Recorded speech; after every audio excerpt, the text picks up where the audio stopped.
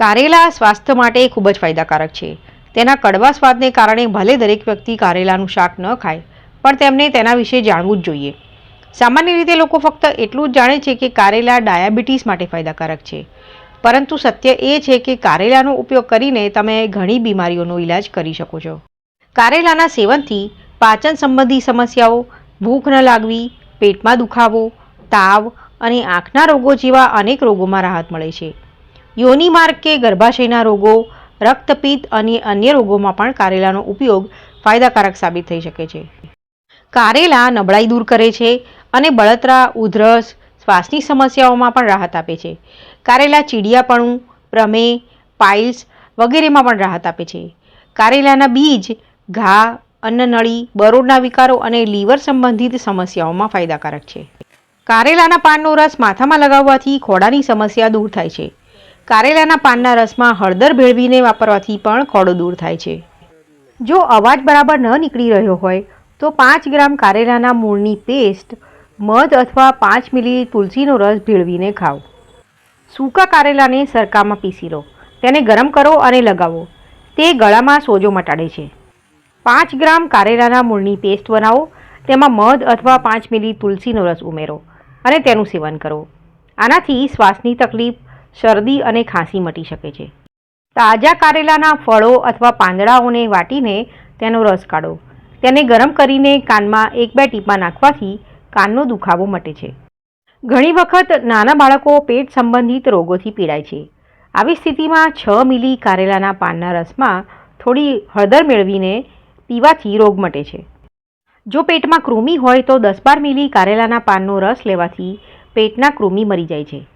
તેવી જ રીતે 2-3 ગ્રામ કારેલાના બીજને પીસીને ખાવાથી પણ ફાયદો થાય છે. 20થી 30 મિલી કારેલાના મૂળનો ઉકાળો બનાવો. તેને તલના તેલમાં ભેળવીને પીવાથી કોલેરાથી રાહત મળે છે. આ સિવાય 5 મિલી કારેલાના પાનનો રસ તેલમાં ભેળવીને પીવાથી પણ કોલેરામાં રાહત મળે છે. જલોદર એ પેટનો એક રોગ છે જેમાં પેટ પાણીથી ભરાઈ જાય છે. આમાં દર્દીનું પેટ ફૂલી જાય છે. તો તેના માટે 10થી 15 મિલી કારેલાના પાનનો રસ મધમાં ભેળવીને પીવાથી ફાયદો થાય છે. ઘણીવાર ઘણી સ્ત્રીઓ ફરિયાદ કરે છે કે માતા બન્યા પછી તેઓ તેમના બાળકને પીવા માટે પૂરતું દૂધ ઉત્પન્ન કરી શકતી નથી. સ્ત્રીઓએ 20 ગ્રામ કારેલાના પાન પાણીમાં ઉકાળવા જોઈએ.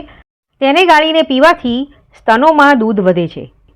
10થી 15 મિલી કારેલાના પાનના રસમાં 1 ગ્રામ સૂકું આદું, 500 મિલીગ્રામ કાળા મરી અને 500 મિલીગ્રામ પીપળાનો પાવડર મિક્સ કરો.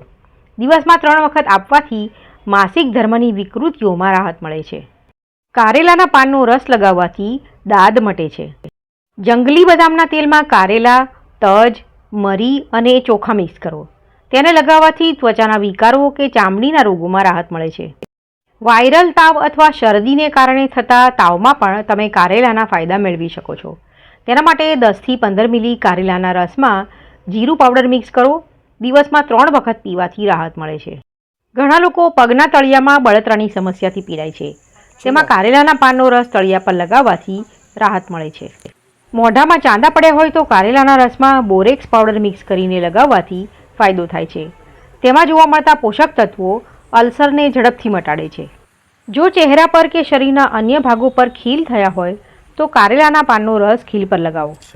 5થી 10 મિલી કારેલાના પાનનો રસ ગરમ કરીને તેમાં થોડું કેસર ઉમેરીને દિવસમાં 3 વખત પીવાથી નિમોનિયામાં રાહત મળે છે. કારેલાના પાનનો રસ લોખંડના વાસણમાં કાઢીને તેમાં 1 કાળું મરી છીણી લો.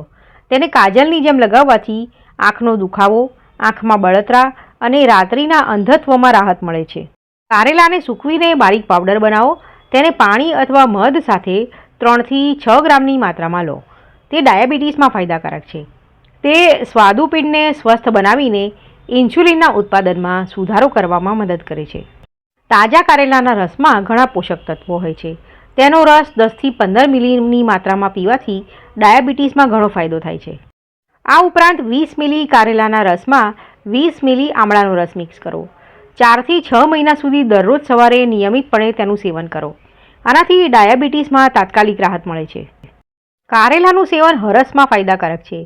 જે લોકો હરસથી પીડાતા હોય છે તેમણે કારેલાના મૂળને ઘસીને હરસ પર લગાવવું જોઈએ. એ જ રીતે દરરોજ સવારે 15થી 20 મિલી કારેલાના પાનનો રસ 200થી 300 મિલી છાશ સાથે પીવો. 1 મહિના સુધી તેનું સેવન કરવાથી પાઇલ્સમાંથી રાહત મળે છે. લોહીવાળા હરસથી પીડાતા લોકોએ 20 થી 30 મિલી કારેલાના ઉકાળામાં ખાંડ ભેળવીને પીવી જોઈએ. તેને સવારે અને સાંજે પીવો. કાચા લીલા કારેલાના ફળનો રસ ગરમ કરો.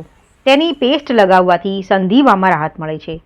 તેવી જ રીતે કારેલાની પેસ્ટ અને ઉકાળાને ઘીમાં રાંધીને અસરગ્રસ્ત વિસ્તાર પર લગાવવાથી પણ સંધિવામાં રાહત મળે છે.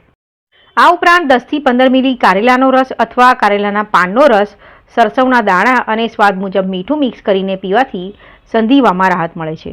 કારેલાના ફળને 10 મિનિટ સુધી આગ પર રાખીને ભસ્મ બનાવી લો. તેમાં ખાંડ ભેળવીને દર્દીને હૂંફાળું પીવડાવવું. સવારે અને સાંજે દર્દીને લગભગ 125 ગ્રામ ગરમ ગરમ ખવડાવવું. આનાથી સંધિવામાં રાહત મળે છે. અસરગ્રસ્ત વિસ્તાર પર કારેલાનો રસ વારંવાર લગાવવાથી સંધિવામાં રાહત મળે છે. જે લોકો વધુ પડતું દારૂ પીવે છે અને તેનાથી થતા રોગોથી પરેશાન છે તેમણે 15 થી 20 મિલી કારેલાના પાનનો રસ છાશ સાથે પીવો જોઈએ. તે વધુ પડતા દારૂ પીવાથી થતા લીવરના રોગોમાં રાહત આપે છે. જો તમે કારેલાના રસનો ઉપયોગ કરો તો તેની માત્રા 10 થી 20 મિલી જેટલી રાખવી અને જો કારેલાના પાવડરનો ઉપયોગ કરતા હો તો તેની માત્રા 5 ગ્રામ રાખવી. અત્યાર સુધીમાં તમે જાણી ગયા હશો કે કારેલા શરીર માટે કેવી રીતે અને કેટલી રીતે ફાયદાકારક હોઈ શકે છે. હવે એ જાણવું પણ ખૂબ જ મહત્વપૂર્ણ છે કે કયા લોકોએ કારેલાનું સેવન ન કરવું જોઈએ. લોહીમાં શર્કરાના સ્તરથી પીડાતા દર્દીઓ અને બાળકોએ તેનું સેવન ન કરવું જોઈએ. કારેલાના બીજમાં કેટલાક હાનિકારક પદાર્થો હોય છે જે ગર્ભપાતનું કારણ બની શકે છે.